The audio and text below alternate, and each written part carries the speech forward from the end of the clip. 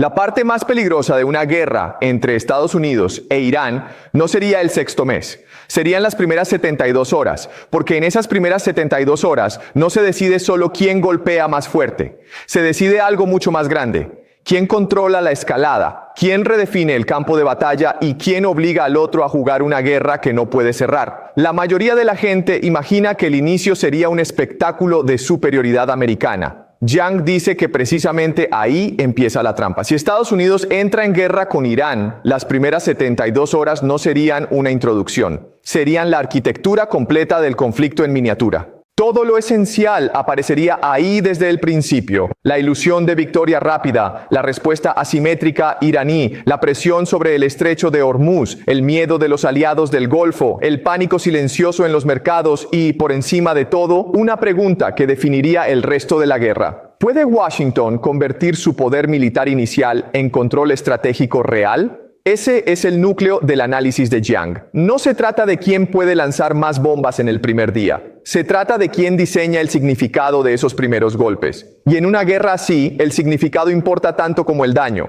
La lógica superficial dice lo siguiente: Estados Unidos entra primero, golpea primero, sorprende primero, destruye radares, sistemas antiaéreos, nodos de mando, pistas, depósitos, centros de comunicación y objetivos de alto valor. Habrá imágenes espectaculares, habrá mapas llenos de flechas, habrá titulares hablando de precisión, dominio aéreo, castigo devastador. Durante unas horas, quizá durante un día entero, la sensación dominante será que el conflicto confirma lo que el mundo lleva décadas creyendo: que cuando Washington decide abrir una guerra, el otro lado solo puede absorber el impacto. Y eso importa, porque esa percepción inicial no es un detalle mediático. Es el primer acto del guión político. Es la base sobre la que se intenta vender el resto de la operación. Pero aquí aparece el primer giro, y es decisivo. Irán no necesita ganar el primer día. De hecho, probablemente espera perderlo en el plano visual. Jiang insiste en que la guerra moderna no siempre premia al actor que luce más fuerte en las primeras imágenes. A veces premia al actor que sobrevive al golpe inicial y transforma la guerra de un problema militar en un problema sistémico.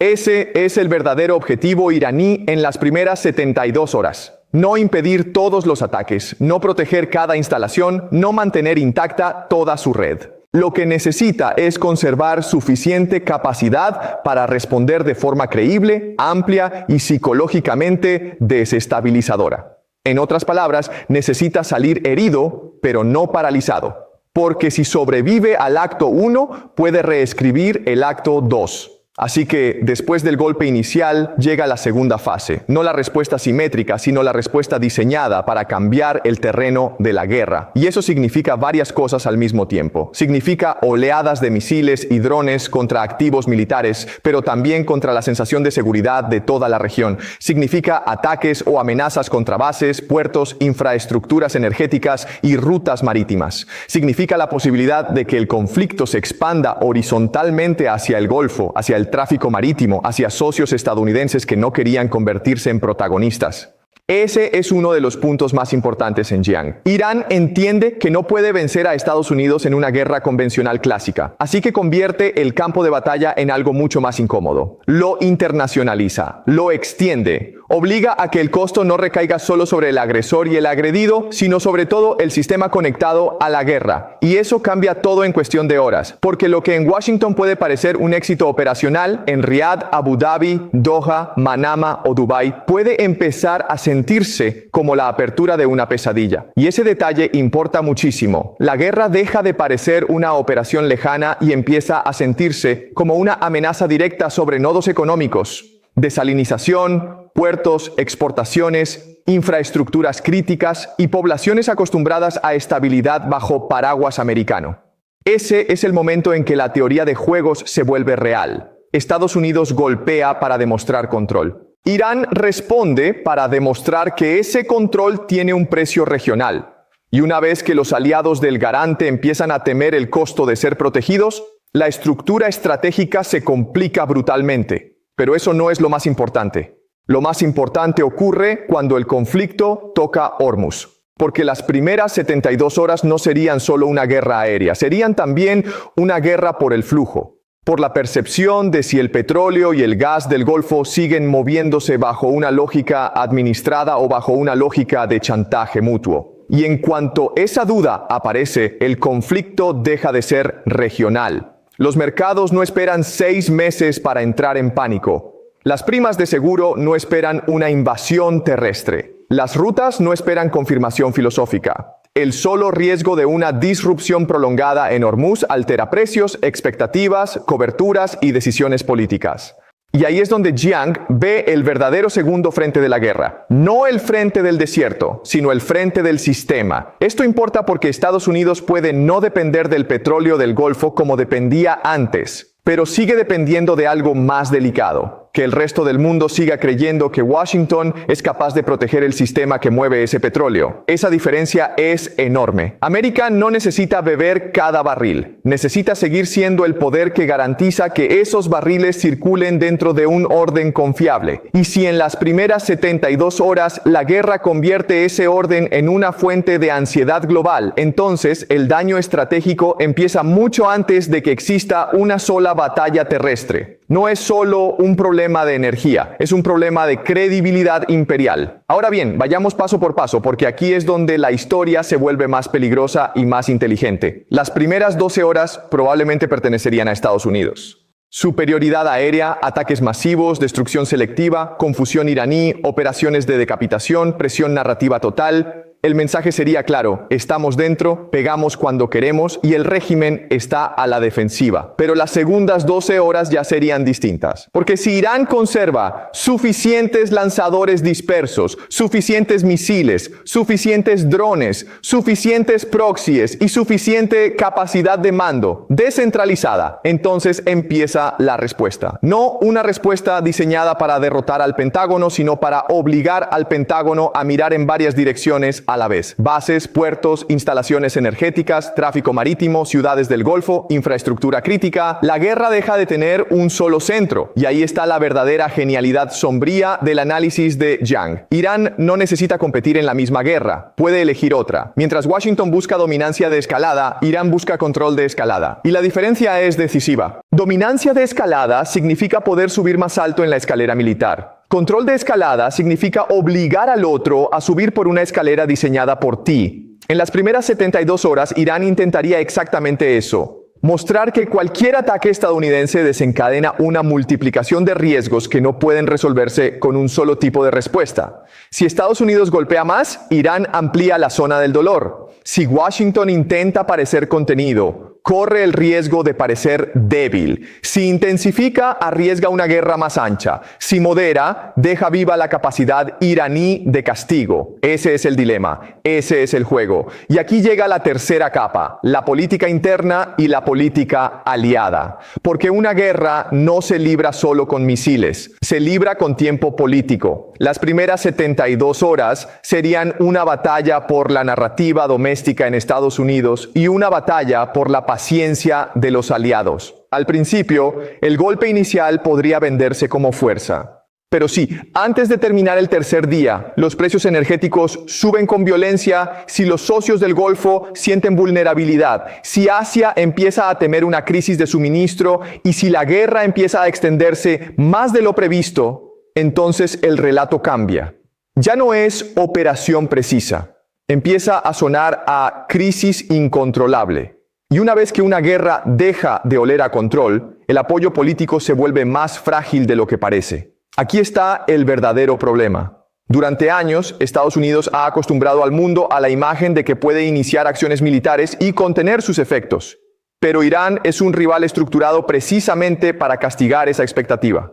No necesita destruir la capacidad estadounidense. Necesita desmentir la promesa estadounidense de control rápido. Eso significa que si al final del tercer día Washington todavía domina el aire, pero no ha logrado restaurar calma en los mercados, seguridad en las rutas, confianza en los aliados, ni silencio en los lanzadores iraníes dispersos, entonces la guerra ya empezó a moverse en dirección iraní. No porque Irán esté ganando militarmente en sentido clásico, sino porque está convirtiendo el conflicto en algo más costoso, más incierto y más abierto de lo que el agresor había prometido. Y eso nos lleva al punto donde casi todos los los análisis se quedan cortos. La gente pregunta, ¿quién destruye más en las primeras 72 horas? Yang haría otra pregunta. ¿Qué estructura de incentivos queda fijada después de esas 72 horas? Porque ahí está la clave. Si después de 3 días Estados Unidos ha demostrado que puede golpear, pero no puede cerrar la guerra ni impedir que el conflicto se extienda, entonces ha entrado en la zona más peligrosa de toda gran potencia, la zona donde el prestigio obliga a seguir, pero la victoria ya no tiene una forma clara. En ese momento, cada nuevo día de guerra deja de ser una continuación del plan inicial y empieza a convertirse en una negociación con el caos. Ese es el momento donde aparece la gran sombra de la invasión terrestre, aunque todavía esté lejos. Yang lleva tiempo repitiendo que los conflictos así no se vuelven más simples con el tiempo, se vuelven más exigentes si el poder aéreo no logra producir su misión política, si la economía iraní no colapsa lo bastante rápido, si la respuesta regional persiste y si el tráfico energético sigue amenazado, entonces la presión sobre Washington aumenta. Y la presión tiene una lógica perversa. Cuando el plan inicial no alcanza, el sistema político empieza a pedir un paso adicional, más fuerza, más compromiso, más objetivos, más castigo, siempre uno más. Y ahí empiezan las guerras que nadie planeó terminar como terminaron. Pero esperemos, todavía estamos en las primeras 72 horas. ¿Qué estaría viendo el mundo exactamente al final del tercer día? Vería algo profundamente desestabilizador. Vería a Estados Unidos mostrando capacidad militar enorme, sí, pero también vería que esa capacidad no traduce automáticamente en orden. Vería a Irán herido, pero funcional. Vería al Golfo mirando al cielo. Vería al Estrecho convertido en un símbolo de vulnerabilidad global. Vería a Europa preocupada por energía e inflación. Vería a Asia midiendo exposición y reservas. Vería a China calculando oportunidades en medio del caos. Vería a Rusia observando el desgaste americano. Y vería a todos los demás sacar la misma conclusión silenciosa. Esto no será corto. Esa conclusión es letal, porque una superpotencia puede sobrevivir a un enemigo duro. Lo que le cuesta más sobrevivir es a la destrucción de la expectativa de rapidez. En las guerras de prestigio, el tiempo es corrosivo. Cada día adicional sin cierre claro erosiona el relato de omnipotencia. Cada mercado nervioso erosiona la promesa de estabilidad. Cada aliado asustado erosiona la imagen de garantía. Cada ataque disperso que sigue ocurriendo después de una campaña de apertura supuestamente devastadora erosiona la narrativa de control. Y cuando todas esas erosiones empiezan al mismo tiempo, la guerra deja de ser una demostración de fuerza y empieza a aparecer una máquina de desgaste. Ahora bien, la pregunta del título sigue abierta. ¿Qué ocurre después? Después de las primeras 72 horas ocurren 3 posibilidades, y ninguna es cómoda para Washington. La primera es la falsa victoria. Estados Unidos declara éxito operacional, anuncia degradación severa de capacidades iraníes y trata de congelar el conflicto antes de que escale demasiado. Pero si Irán conserva la capacidad de perturbar rutas, de lanzar ataques intermitentes y de mantener la región nerviosa, esa victoria queda suspendida en el aire. Parece fuerte en televisión, pero débil en estructura. La segunda posibilidad es la escalada abierta. Washington concluye que el golpe inicial no basta y amplía objetivos, profundiza la campaña y acepta que esto ya no será limitado. Ese camino puede restaurar miedo temporal, pero también multiplica el riesgo de arrastrar a toda la región a una guerra más ancha. Y la tercera posibilidad es la más inquietante. La guerra entra en una fase ambigua donde nadie puede retirarse con claridad y nadie puede imponer orden suficiente. Esa es la zona favorita de Irán. La zona donde no necesita ganar, solo necesita impedir que Estados Unidos convierta su fuerza en una resolución política estable. Ese tercer escenario es el corazón de Yang, porque lo que él ve en una guerra con Irán no es un choque simple entre fuerte y débil. Ve una trampa de estructura. Estados Unidos tiene una capacidad superior para abrir el conflicto. Irán tiene una capacidad superior para volverlo incómodo, extenso y costoso. Estados Unidos puede dominar el cielo. Irán puede contaminar el sistema. Estados Unidos puede destruir objetivos. Irán puede destruir supuestos. Y si en 3 días logra que el mundo entero dude de la posibilidad de una guerra breve, quirúrgica y controlada, entonces ha conseguido algo inmenso. Ha desplazado la guerra desde el terreno militar hacia el terreno político, económico y psicológico. Y ahí la superioridad bruta ya no garantiza la salida. Esto también explica por qué las primeras 72 horas serían tan peligrosas para el ciudadano común aunque no viva en la región, porque el conflicto no se quedaría allí, entraría por el petróleo, por el transporte, por los mercados, por el coste del seguro, por la inflación, por la ansiedad financiera y por la sensación de que el sistema global sigue siendo mucho más frágil de lo que parecía. Lo que empieza como ataque aéreo termina filtrándose a la vida cotidiana a través de precios y miedo. Esa es la diferencia entre una guerra regional y una guerra sistémica. Y el choque entre Estados Unidos e Irán tiene desde el inicio el ADN de una guerra sistémica. Por eso la mayor mentira sobre este tipo de conflicto sería decir que las primeras 72 horas sirven para aclarar las cosas. En realidad, sirven para oscurecerlas, sirven para destruir certezas, sirven para mostrar que el poder que parecía suficiente quizá no lo sea. Sirven para recordarle al mundo que el orden global depende de arterias físicas vulnerables y de promesas políticas cada vez más difíciles de cumplir. Sirven para revelar algo todavía más profundo.